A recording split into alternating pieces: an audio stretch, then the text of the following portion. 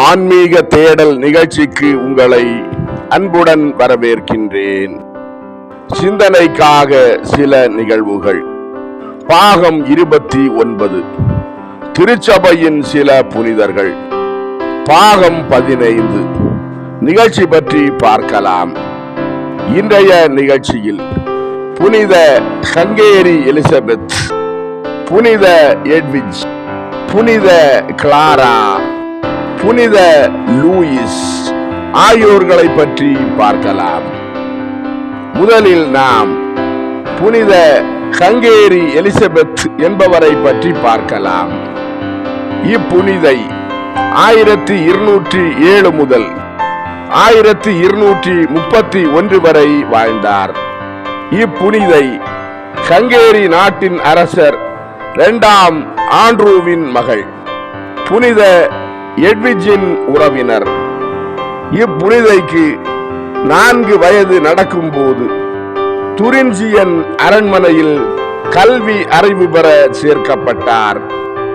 இந்நகரம் ஜெர்மனியில் இவரது காலத்தில் கல்வி அறிவுக்கு பேரும் புகழும் பெற்று திகழ்ந்தது.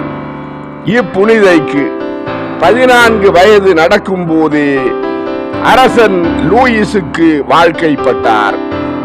அரசி எலிசபெத் அரச அவையில் வாழ்ந்தாலும் தனது இள வயது முதலே செய்து வந்த ஜபதவ முயற்சிகளை கைவிடவில்லை.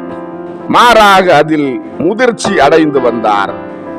எலிசபெத்தின் கணவரான அரசன் லூயிஸின் சகோதரி அக்னேஸ் எலிசபெத்தின் ஜபதவ முயற்சியின் காரணமாக எலிசபெத்தை முழு மூச்சுடன் வெறுத்தாள். காரணம், அக்னேசும் அவளது தாயும் மிகுந்த உலக பற்று கொண்டவர்கள். எனவே எலிசபெத்தின் கணவனின் தாயும் கணவனின் சகோதரியும் அரண்மனையில் இருந்தவர்களுடன் சேர்ந்து எலிசபெத்தை நிந்தித்து வந்தார்கள். ஆனால் எலிசபெத் இதை சட்டை பண்ணியதில்லை. நாளடைவில் எலிசபெத் 3 பிள்ளைகளுக்கு தாயானார். எனினும் ஜப தவ முயற்சிகளை குறைத்து கொள்ளவில்லை.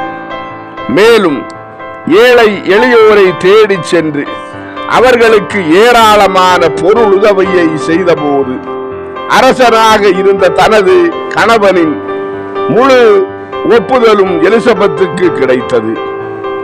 எலிசபெத் நோயுற்றவர்களுக்கும் ஏராளமான சேவைகள் புரிந்தார். எலிசபெத் தனது திருமணத்தின் முதல் ஆண்டிலேயே புனித அசிசி பிரான்சிஸால் அனுப்பப்பட்ட திரு உடையை பெற்றுக்கொண்டு அவரது 3ஆம் சபை உறுப்பினர் ஆகியிருந்தார்.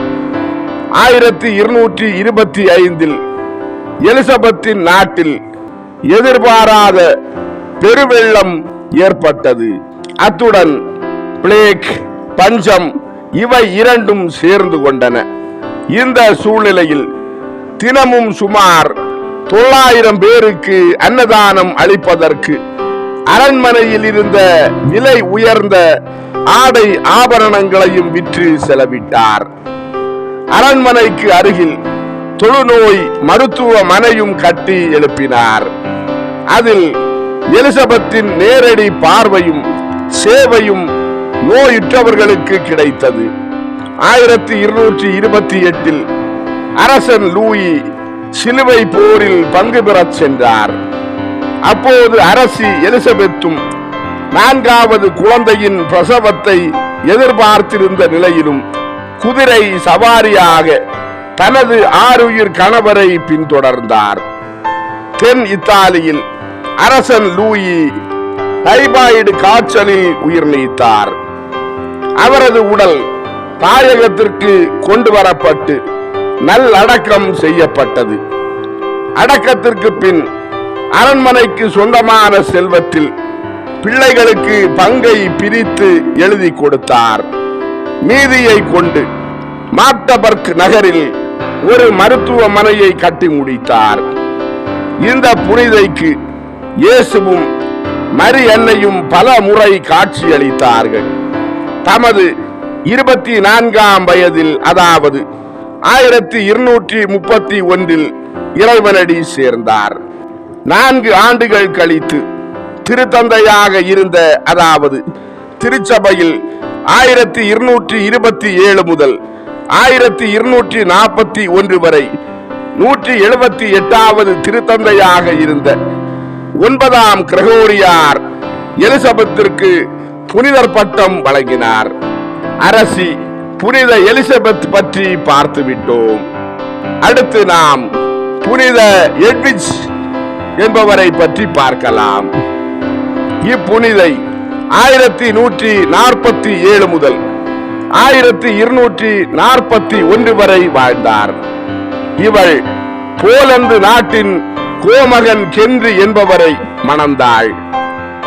இவர்களுக்கு 7 குழந்தைகள் பிறந்தபின் கடவுளுக்கு சிறந்த விதமாக சேவை செய்யும் வண்ணம் இவர்கள் இருவரும் விரத்தராக இருக்க உறுதி செய்தனர். அதன்பின் கணவர் 30 ஆண்டுகள் வாழ்ந்தார். கணவர் உயிருடன் இருக்கும் பொழுது இவள் கடும் தவ வாழ்வு நடத்தி வந்தாள். திருப்பலி என்றால் இவளுக்கு உயிர். காலையில் பல திருப்பலிகளில் பங்கெடுப்பாள். திருப்பலியின் மேன்மையை அறிந்திருந்தாள். இவளுடைய கணவர் இறந்தபின் துறவற மடத்தில் சேர்ந்தாள். இவளுடைய மகள் ஜெர்துருத் மடத்தின் தலைவியாக இருந்தாள். மகள் ஜெர்துருத்துக்கு எட்விச் கீழ்ப்படிந்து நடந்து வந்தாள். ஏராளமான தர்மம் செய்ய விரும்பியமையால் சபையின் வார்த்தை பாடுகளை உச்சரிக்கவில்லை. இவளுக்கு பல துன்பங்கள் ஏற்பட்டது. அவற்றை பொறுமையுடனும் தாழ்ச்சியுடனும் சகித்து வந்தாள். 1241 இறைவனடி சேர்ந்தாள். புனித எட்விச் பற்றி பார்த்து விட்டோம். அடுத்து நாம் புனித கிளாரா என்பவரை பற்றி பார்க்கலாம். இப்புனிதை 1194 முதல் 1253 வரை வாழ்ந்தாள். இப்புனிதை இளம் வயதிலிருந்தே தன்னை கடவுளுக்கு அர்ப்பணிக்க விரும்பினாள். பெற்றோர் இவளை திருமணம் செய்து வைக்க தீர்மானித்தார்கள். 1212 தவ காலத்தில் புனித பிரான்சிஸ் அசிசியார் தவக்கால மறையுரையை கிளாராவின் ஊர் கோயிலான புனித ஜார்ஜியார் ஆலயத்தில் நிகழ்த்தினார். பிரபு குலத்தில் தோன்றிய கிளாராவுக்கு அப்போது வயது 18. இம்மறையுரை கிளாராவை முற்றிலும் ஆட்கொண்டது. அந்த இடத்திலேயே கிறிஸ்தவ ஏழ்மையை பின்பற்ற வேண்டும் என்ற தமது அசைக்க முடியாத விருப்பத்தை அசிசியாரிடம் தெரிவித்தாள். அசிசியாரின் அறிவுரையின்படி குருத்து ஞாயிறன்று இரவு நேரத்தில் தமது அரண்மனையை விட்டு கிளாரா வெளியேறினாள். கிளாராவுடன் உறவினர் பியான்காவும் வேறொரு தோழியும் சென்றனர். இவர்கள் காட்டு பாதை வழியே சென்று போர்சியுங்குலாப் பள்ளத்தாக்கில் இருந்த ஓர் இடத்தை நோக்கி சென்றனர். இவர்களை எதிர்கொண்டு அசிசியாரும் அவரின் தோழர்களும் நள்ளிரவில் தீப்பந்தங்களுடன் வரவேற்றார். அருகில் இருந்த ஆசீர்வாதப்பர் சபை மடத்தில் சென்று சேர்ந்தபின் கிளாரா தமது அழகான தங்க நிற கூந்தலை வெட்டி மொட்டையடித்துக் கொண்டாள்.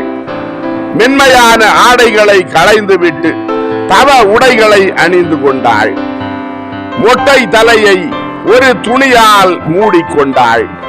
பெற்றோர் இவளை எங்கும் தேடினர். இறுதியாக அவளை கண்டுபிடித்தார்கள். தம் மகளுக்கு ஆடம்பரமாக திருமணம் செய்து வைக்க கனவு கண்டு கொண்டிருந்த பெற்றோர் இவளை இழுத்து கொண்டு போக பெரும் முயற்சி செய்தார்கள். இவள் பீடத்தை இறுக பிடித்துக் கொண்டாள். திடீரென அவள் தன் தலையில் இருந்த முக்காட்டை அகற்றினாள். எனவே கிளாராவின் பெற்றோர் இனி இவள் வரமாட்டாள் என்று புரிந்து கொண்டார்கள். கிளாரா பெற்றோரை பார்த்து, என்னை கடவுள் தமது சேவைக்கு அழைத்திருக்கிறார். இயேசுவை தவிர வேறு யாரையும் பர்த்தாவாக தேர்ந்தெடுக்க மாட்டேன் என்றாள். எனவே பெற்றோர் ஏமாற்றத்துடன் இல்லம் திரும்பினர்.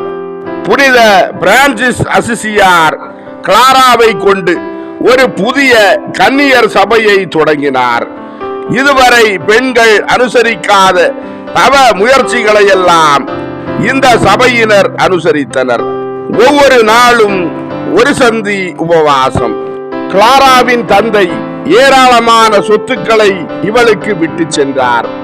இயேசுவை பின்பற்றி தரித்திரத்தில் வாழ விரும்பிய கிளாரா அனைத்தையும் ஏழைகளுக்கு கொடுத்து விட்டாள்.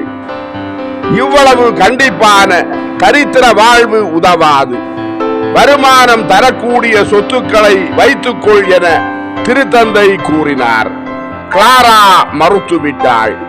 நாங்கள் மிக ஏழைகள் என்று எல்லோரும் சொல்கிறார்கள்.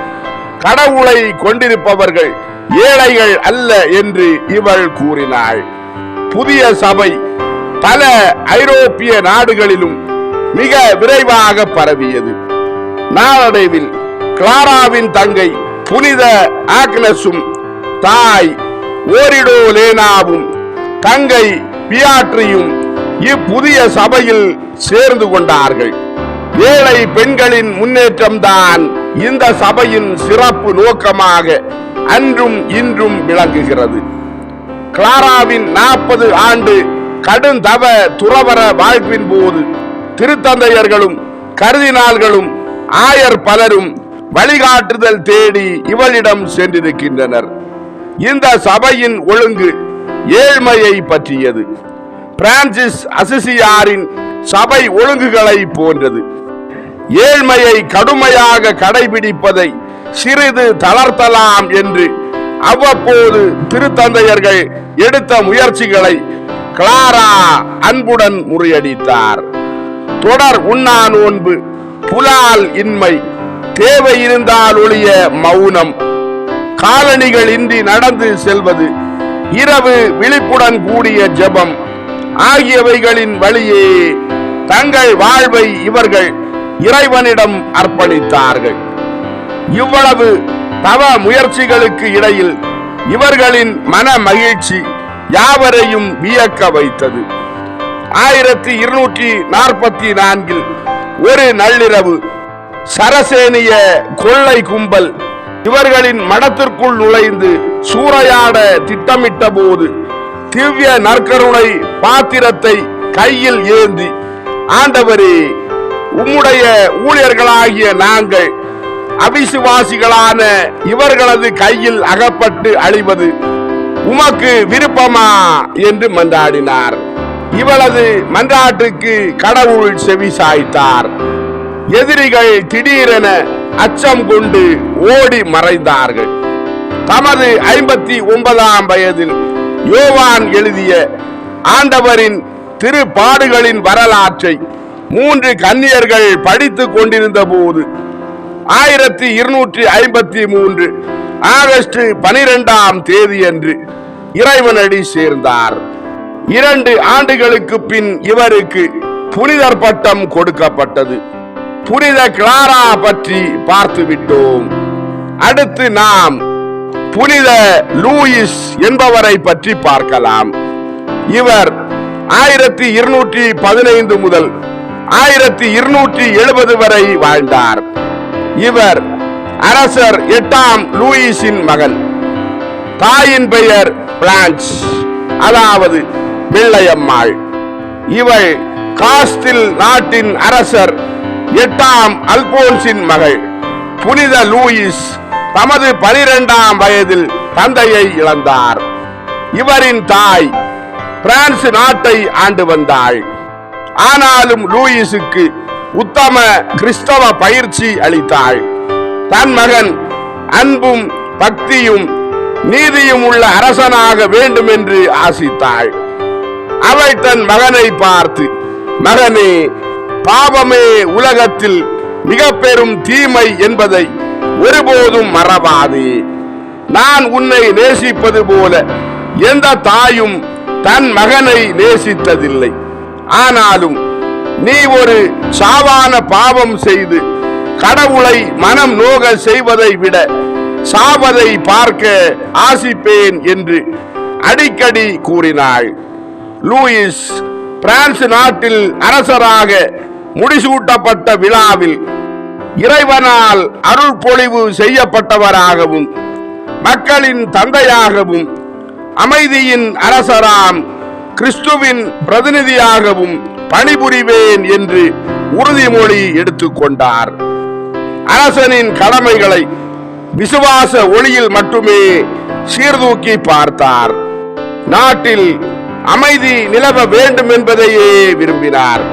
அரசர் லூயிஸ் ஒவ்வொரு நாளும் காலையில் திருப்பலியில் பங்கெடுத்த பிறகே வேறு வேலைகளை செய்தார். இவர் தம் பிறந்த நாளை கொண்டாட மாட்டார். மாறாக தமது திருமுழுக்கு நாளையே சிறப்பித்தார்.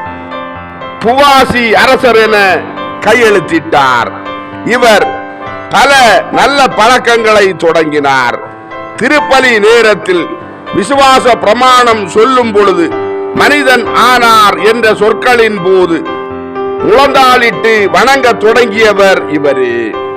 ஆண்டவரது பாடுகளின் வரலாற்றை வாசிக்கும் பொழுது அவர் உயிர் விட்டார் என்ற சொற்களின் போது முழந்தாளிடும் வழக்கத்தை இவரே தொடங்கி வைத்தார். இவர் இருமுறை சிலுவை போரை தொடுத்தார். ஆனால் மிகுந்த தொல்லைப்பட்டு தம் படை வீரர்களை மீட்டார். விசுவாசம் நிறைந்தவராய் இருந்ததால் சிலுவை போரில் பங்கேற்றார். இப்போது நாம் நீதிமன்றங்களில் நியாயம் பெற சாட்சியங்களையும் தொடர்புள்ளவர்களையும் தெளிவாக விசாரித்து உண்மை யார் பக்கம் என்று சொல்லும் பழக்கத்தை பார்க்கிறோம். ஆனால் அன்று இப்பழக்கத்தை லூயிஸ் தம் நாட்டில் ஏற்படுத்தி நிர்வாகத்தில் அனைவரும் உண்மையான நீதி நியாயம் பெற்றுக்கொள்ள வழிவகுத்து சட்டங்களையும் அதற்கு ஏற்றபடி மாற்றி அமைத்திருந்தார். தம் மக்களை கண்ணியமாக நடத்தினார். அவர்களுக்காக மருத்துவமனைகள் நிறுவினார். நோயுற்றோரை சந்தித்தார்.